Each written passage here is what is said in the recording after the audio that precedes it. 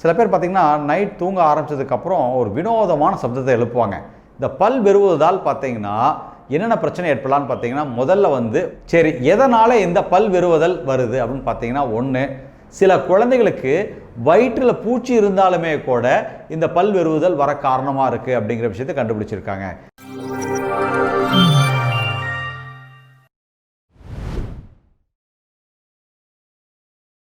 ஆத்திச்சூடி சமூக ஊடக தளத்திலிருந்து உங்களை அனைவரையும் வரவேற்பதில் மிகவும் மகிழ்ச்சி அடைகின்றோம்.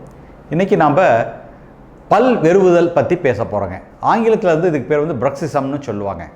சில பேர் பார்த்திங்கன்னா நைட் தூங்க ஆரம்பித்ததுக்கப்புறம் ஒரு வினோதமான சப்தத்தை எழுப்புவாங்க. எல்லோரும் நல்லா தூங்கிட்டு இருக்கும்போது ஃபஸ்ட்டு கொரட்டை விடுவாங்க. கொரட்டை விட்டதுக்கப்புறம் கொஞ்சம் நேரத்தில் திடீர்னு ஒரு வினோதமான சப்தம் வரும். அந்த வீட்டில் இருக்கக்கூடிய அலறி அடித்து எழுந்திரிச்சு ஏன் கிரைண்டர் தான் நைட்டில் போட்டு விட்ட மாட்டேருக்குது, ஆஃப் பண்ண மறந்துட்ட மாட்டேங்குது, ஓடி போய் சமையல் ரூமில் போய் பார்ப்பாங்க. பார்த்தா அங்கே இருக்காத சப்தம் மறுபடியும் பார்த்தா சம்மந்தப்பட்ட நபர்கிட்டருந்து ஒரு சப்தம் வரும். எப்படின்னு பார்த்தீங்கன்னா, வாயை போட்டு அவர் பார்த்தீங்கன்னா கராமுரான்னு ஏதோ அசைச்சிட்டு இருப்பார். மேல் தாடையும் கீழ் தாடையும் ஒன்றா வச்சு அசைக்கும் பொழுது இந்த பல்லு ரெண்டும் அப்படியே உரசிக்குங்க. உரசும் பொழுது அங்கிருந்து வரக்கூடிய சப்தம் தான் இந்த Bruxism, அதாவது இந்த பல் வெறுவதால் வரக்கூடிய சப்தம். சரி, இந்த சப்தம் மற்றவங்களுக்கு இடையூறாக இருக்கிறதுங்கிறது ஒரு பக்கம். அதை தாண்டி இந்த சத்தத்தை உருவாக்கக்கூடிய நபருக்கு ஏற்படக்கூடிய பாதிப்புகள் என்னென்னலாம் பார்க்கலாங்க. இந்த பல் வெறுவதால் பார்த்தீங்கன்னா என்னென்ன பிரச்சனை ஏற்படலான்னு பார்த்தீங்கன்னா, முதல்ல பல் தேய்மானம் ஏற்படும். அதாவது இந்த உணவு அரைக்கக்கூடிய பகுதியெல்லாம் தொடர்ந்து இப்படி தேய்க்கப்படுறதுனால அந்த பல்ல பார்த்திங்கன்னா இந்த எனாமல்லாம் தேஞ்சு பல் கூச்சம் வரும். அது மட்டும் இல்லாமல் பல் அப்படியே சிப் அவுட் ஆகும், அதாவது உடஞ்சி போக ஆரம்பிக்கும். சில நேரங்களில் பல் அசைஞ்சு லூஸ் ஆகி ஈவன் பல் விழுகிறதுக்கு ஒரு காரணமாக இருக்கும். சில பேருக்கு பார்த்திங்கன்னா பல்லே உடஞ்சி போகிற அளவு கூட இந்த மாதிரி ஆகுங்க. அதோடு சேர்ந்து சிலருக்கு பார்த்திங்கன்னா அந்த ஈறுகள் இருக்கு இல்லைங்களா, ஈறுகள் சுருங்க ஆரம்பிச்சிடும். ஸோ முதல்ல பல் ரீதியாக அந்த தொந்தரவு இருக்கும். அடுத்தது பார்த்திங்கன்னா இவங்க அடுத்த நாள் தூங்கி எந்திரிக்கும் பொழுது பார்த்திங்கன்னா தாடையெல்லாம் அவங்களுக்கு ஒரு வலி இருக்கும், ஒரு டல் ஹெட்டேக் இருந்துக்கிட்டே இருக்கும், அப்படியே லேசான ஒரு தலைவலி இருந்துக்கிட்டே இருக்கும். அதோடு சேர்ந்து சிலருக்கு பார்த்திங்கன்னா அந்த டிஎம்ஜே ஜாயின்னு சொல்லக்கூடிய இந்த தாடை மூட்டு இங்கே இருக்குது, இந்த மூட்டில் வலி வர ஆரம்பிச்சிடும். ஸோ இந்த Bruxismனால இத்தனை தொந்தரவுகள் ஏற்படுங்க. சரி, எதனால் இந்த பல் வெறுவதல் வருது அப்படின்னு பார்த்தீங்கன்னா, ஒன்று, முதன்மையான காரணம் எதுன்னு பார்த்தீங்கன்னா ஸ்ட்ரெஸ், மன அழுத்தம். சில பேருக்கு மனப்பதட்டத்துலேயும் வரும். சிலருக்கு பார்த்தீங்கன்னா அந்த பகல் நேரத்தில் கூட ரொம்ப எமோஷனலாக டென்ஷனாக இருப்பாங்க. எப்போ பார்த்தா இந்த பல்லை கடிச்சிக்கிட்டு இருப்பாங்க. சில நேரங்கள் பார்த்திங்கன்னா இந்த எக்ஸசைஸ் பண்ணக்கூடியவங்க ஜிம்மில் எக்ஸசைஸ் பண்ணும்போது இந்த வெயிட் தூக்கும்போது பார்த்திங்கன்னா இந்த பல்லை கடிச்சிட்டு தூக்குவாங்க. ஸ்விம்மிங் பண்ணக்கூடியவங்க பார்த்திங்கன்னா இந்த பல்லை கடிச்சிக்கிட்டு அப்படி ஸ்விம் பண்ணுவாங்க. இந்த காரணத்தால் கூட இந்த நைட் இந்த பல் வெறுவதல் வரலாங்க. சில குழந்தைகளுக்கு வயிற்றில் பூச்சி இருந்தாலுமே கூட இந்த பல் வெறுவதல் வர காரணமாக இருக்குது அப்படிங்கிற விஷயத்தை கண்டுபிடிச்சிருக்காங்க.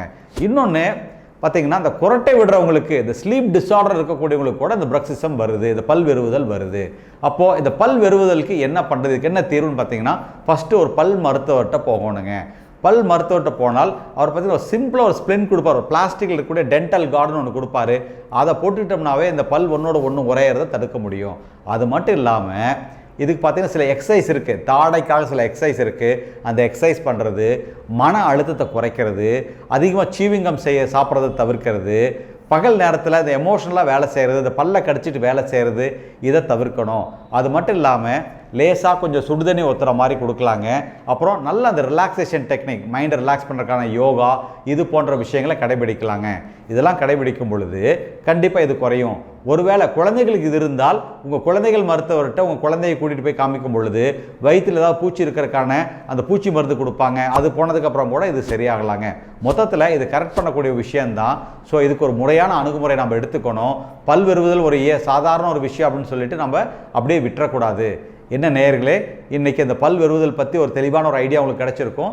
இந்த வீடியோ பிடித்திருந்தால் லைக் பண்ணுங்கள், சப்ஸ்கிரைப் பண்ணுங்கள், ஷேர் பண்ணுங்கள். நன்றி, வணக்கம். நம்ம எல்லாருமே இன்றைக்கி குடும்ப டாக்டருங்கிற ஒரு விஷயத்தை தாண்டி போக ஆரம்பிக்கும் பொழுது தேவையில்லாத மருத்துவ செலவுக்கு நம்ம ஆளாகிறோம் அப்படிங்கிறதானுங்க உண்மை. இப்படி டவுனில் போய் பெரிய டாக்டராக பார்த்து என்ன தொந்தரவு இருக்குன்னு பார்த்து உடனே செக்அப் பண்ணிக்கணும் அப்படின்னு சொல்லுவாங்க. நாங்கள் அப்படி காலாரம் நடந்துட்டு வரோம். பக்கத்தில் ஒரு பெரிய தேட்டர் இருக்குது, அந்த தேட்டரில் போய் ஏதோ ஒரு படம் போட்டிருக்கானமா அதை பார்த்து வந்துடும் அப்படின்னு சொல்லிட்டு அப்படியே அவங்க படத்துக்கு போயிடுவாங்க. எல்லா டெஸ்ட்டையும் பண்ணி டாக்டரையும் கன்சல்டேஷன் பண்ணி முடித்து வெறும் வயிற்றில் கவான்னு உட்காந்துருப்பார்.